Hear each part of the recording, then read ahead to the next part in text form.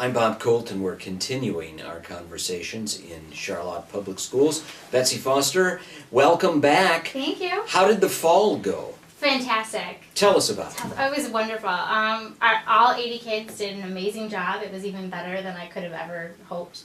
And we all had such a great time, and the audience loved it. Flying effects were amazing. And this is Willy Wonka. Willy Wonka, yeah, Willy Wonka. Yeah, thanks to the generous donations of the pilots in town, we were able to fly Willie and Grandpa Joe, and that was amazing. And our darling little Oompa Loompas look so cute, all 32 of them. Well, now what made it so successful? I think the kids had a lot of fun working on it, and it was just a really fun show. The audience was really excited to come see it, and it was just, everyone knows Willy Wonka.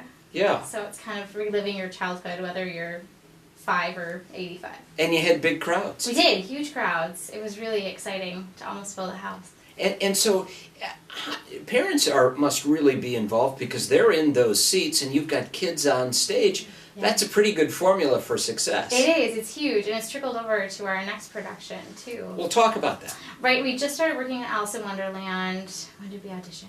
Last week. And we have 52 kids in the show, and I've never had that many come out for a winter play. But you must feel great. It's amazing. Yeah, we were going to try to cut it down to 17, but so many came out, and so many were new and wonderful that we just said, let's keep them all.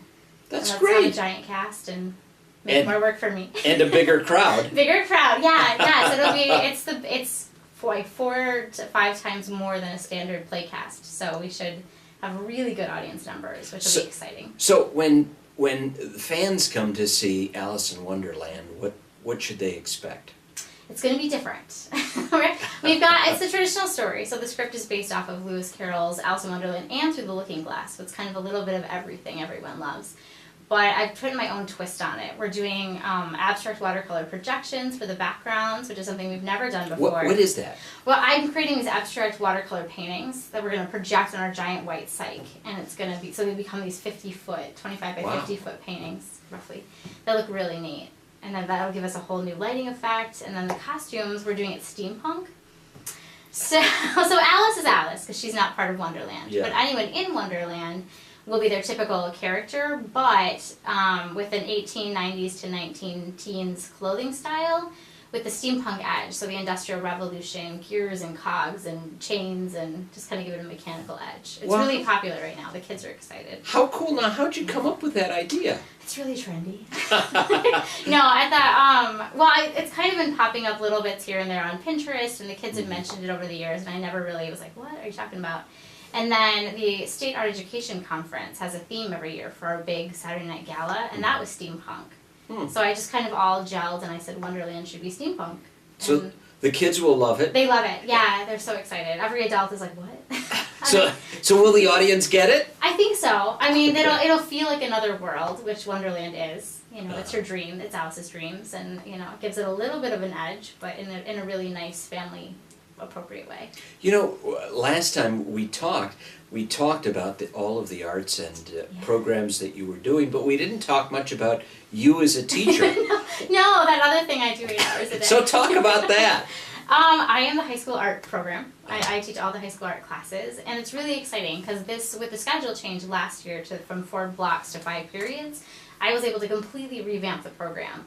So we added in digital photography and 3-dimensional sculpture and AP studio art, which just takes everything to the next level. The kids get more experience with more media.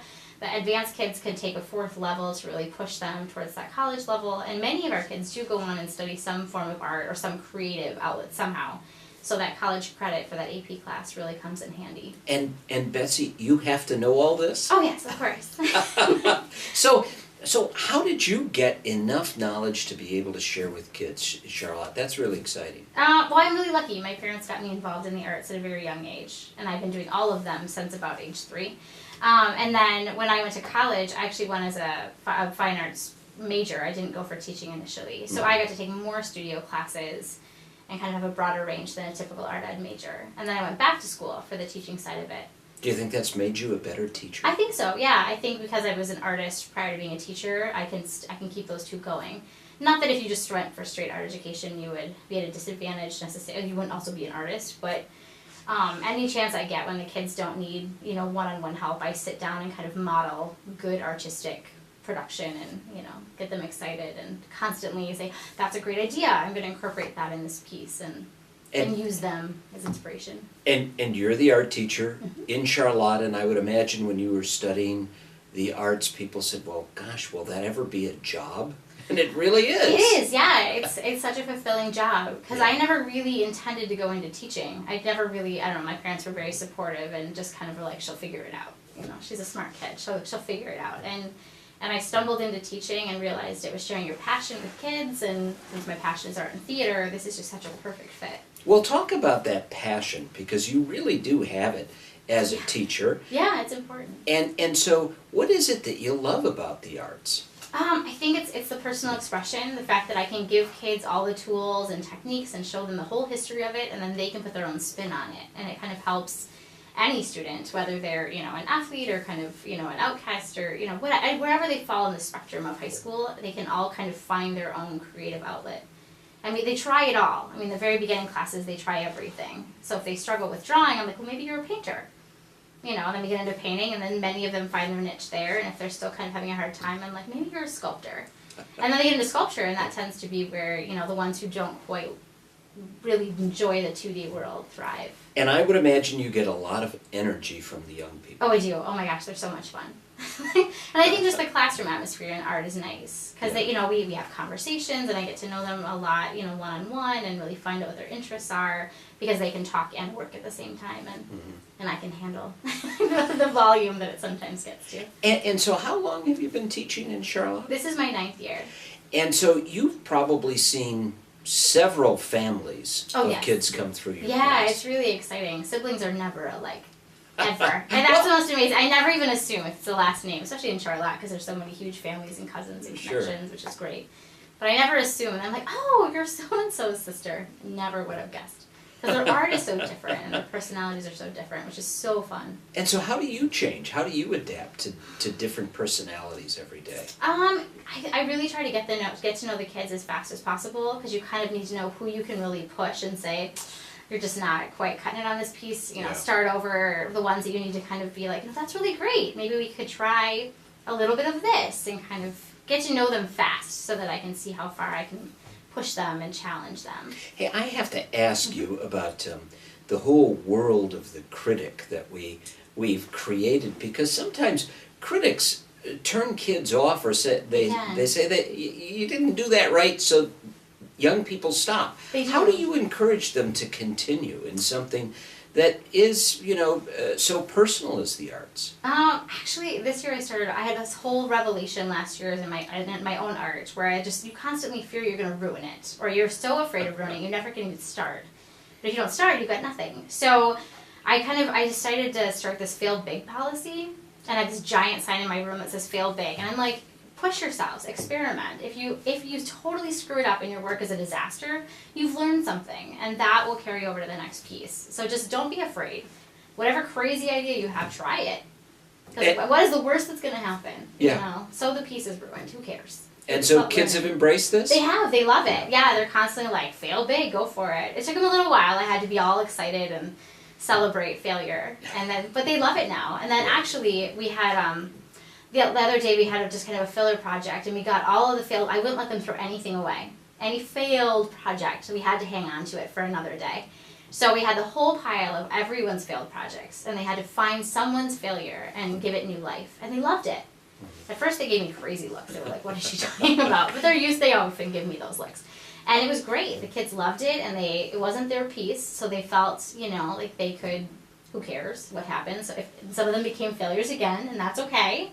Someone else will take it further, and they just really opened up, and they've been so much more expressive and so fearless, and just, giving each other feedback, and the conversations of like, hey, try this, and maybe this will work, and they do. It's really revolutionized the entire program. Do you think communication and the arts kind of have a hand-in-hand role? Because kids have to talk to each other, and you share knowledge, and so that's kind of a challenge, isn't it? You don't just give a kid some paints and say go work in the corner. Yeah, like you really need to engage them in the conversation, and especially draw the kids who are more reticent to talk, out. But they all, by the time they finish at least one art class, if not several, they've kind of this own little hub of community within the high school. And really? Yeah, it's really great. Like kids who would not, because it's 9th through 12th grade in every class pretty much, so they're interacting with kids they might never have before. And generally, much like the theater, they kind of create this own little safe zone where they feel like they can talk to someone they might not necessarily associate with at lunch or in other classes. Well, in Charlotte Public Schools, you are the arts. I am. For the high school. There are, many great other arts people, but for the visual arts end of the theater, I am the arts. So talk about the thought, people are starting to talk about a concept of an arts academy or a program. Is there, obviously it's in development, but what are your thoughts about that now? It's exciting. And being included in it is really exciting. I hope theater is one day as well. But it's just, especially with the addition of the AP Studio Art class, it's just a way to create further acknowledgement for high achieving students. And maybe you're not an AP student in a traditional way, but you can be involved in the visual arts end of the Arts Academy and find a great way to get high recognition beyond that. So the kids have to, my end of things, they've got to take all the art classes offered, which is tricky with scheduling. And then they have to also seek out opportunities outside of it. They've got to find ways to exhibit their work or different workshops to be involved in or private lessons they can take or contests or some way to kind of go beyond the walls of Charlotte High School to kind of get their art out there. And that really keeps them involved in other aspects of education. It does, and it gets them to market. I mean, they've got to make connections, especially in any realm that they're going to go into. They need to kind of find ways to reach out and find other people to connect with who share their passion or can help teach them something that maybe I can't, or I don't know. And so, do you think they're connecting in the classroom? Do they connect on social media as well? They connect in productions and all of that? Yeah, they're posting their stuff online all the time and taking pictures of their stuff, and the iPads make it really easy to do that. They're constantly getting their work out there. So you must have this constant challenge of jumping a bigger hurdle because you've gone from Flying Willy Wonka to Alice in Wonderland. What could possibly be next? The spring production will be The Great Gatsby. Oh wow! Which is it's a tough one. We've done some dramas, but not quite that realm of drama. So that will be fun. And what was the thought behind that?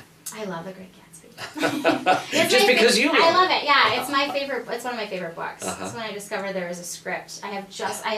Before this. The seniors for this year are really strong actors, as well as the many students who are in the grades but beneath them, and I didn't want to wait a year to do it for the winter play. So it was kind of the right time. It was the right time, yeah. Yeah, and we do kind of a black box style theater in the spring show. It's just all very different and more intimate. And Gatsby is kind of a nice one to pull the audience a little closer. And the folks in Charlotte have really supported the arts in the schools. Yeah, it's amazing. Yeah. So talk a little bit about that, not only in the CPAC Center, but also in the schools. And they want kids to be engaged and involved, and it looks like you're really doing that. Yeah, Live often has some of our artwork on display, and I know the Teen Center downtown is looking to display artwork, and we've had work on display at the Courthouse Square Museum before, and lots of those community members come to our events and find different ways to help with them in some way, donating set pieces and furniture and stuff for shows. The Prey family's always been really great about that, and there's just a huge support team in the community. Well, what do you think the big hurdle there is? Do you think kids just are afraid of failure sometimes, or trying new things, or reaching? Sometimes, yeah. I noticed that, with Alice it was interesting, because there were kids who I knew were really excited to audition, but who didn't. So when I saw them the next day, I was like, why didn't you audition? I'm like, I was too scared. I'm like, do you still want to be in the show? And since we didn't cut anybody, they were like, yeah. I'm like, okay, great, you're in the show. And they were like, wait, what? like, you're in if you want to be in, and they really loved that. So, well, that creates a great community. It does, yeah, and most of the cast is new. Kids who've never done shows before, and most of them are freshmen, which is exciting, because by the time they're seniors, that's 8 shows later. That'll be phenomenal. It'll give you an opportunity to really see who develops over time. It will, yeah. Yeah, it's always so fun to see them grow. And so I want you to talk a little bit more about the production, because every time, kids and young people have a lot of, internet technology or entertainment technology, but now for theater, you really do have to give them a show. You do. To make sure that they're engaged in watching, but also engaged in performing. So you keep, jumping higher hurdles, don't you? Yes, yeah, you try to. I mean, they can't change the channel. They can't change this channel. They can't, the audience can't change the channel, and the kids can't just go off and do something else, or like they're in it and they've got to commit to it. It's 2.5 long months, and that's a lot of work and a lot of hours, and so you've got to kind of convince them that no matter how big or small their part is, they matter, and that the time is worth it, and have great fun when they're there. Alice has already been a little mad in the crazy sense, but it's good. They're having a great time. When you look at other school districts, certainly not in Charlotte, but when in other school districts where they think about reshaping their arts or music or even other educational programs, what kind of advice would you give them as they think about? Maybe they're trying to grow it. Yeah. I think that as many students as you can get involved as possible, and kind of finding a place for everybody, whether it's getting them involved backstage or getting them involved in set painting or construction or on stage, or just convincing that really shy kid that they need to give it a chance, and just get the kids involved, because once they're involved they'll get hooked, and then their program will grow and the community support will pour in, because you'll have more and more parents and grandparents and neighbors coming to see their shows or concerts or whatever, and it's just such a nice place to be, just a nice family to be be a part of. Well, talk about how kids have developed. Do you have an example, or do you have a kid in mind that you can tell us who's sort of gone through the program over years and maybe have emerged from their shell and really used it as a learning, growing opportunity? Yeah, we have, there's quite a few. One of our students, Josh Holliday, graduated, is he a junior in college now? He's at Michigan State, and he never really considered theater. He's a band kid. I didn't know he could sing. I actually didn't even know him. I needed student volunteers and ran into this kid in the hallway who was really friendly, and I volunteered to help. And I was like, "You should do a musical in the fall." And I was like, maybe I will. And then he came out and he became our Joseph for Joseph Amazing Technicolor Dreamcoat. Very first show, nailed the lead, was phenomenal. Worked so well with the kids. And that was his junior year. And then continued to do the shows, stuck with the musicals through his senior year, and now is a business major at at Michigan State University, has been interning at the Wharton Center, doing tons of stuff with them. He's actually their camera guy to do their little student promo videos for whatever major show is coming up. So like for Flashdance, he was running around doing craziness. I don't know, something, he was in leather pants, I don't know.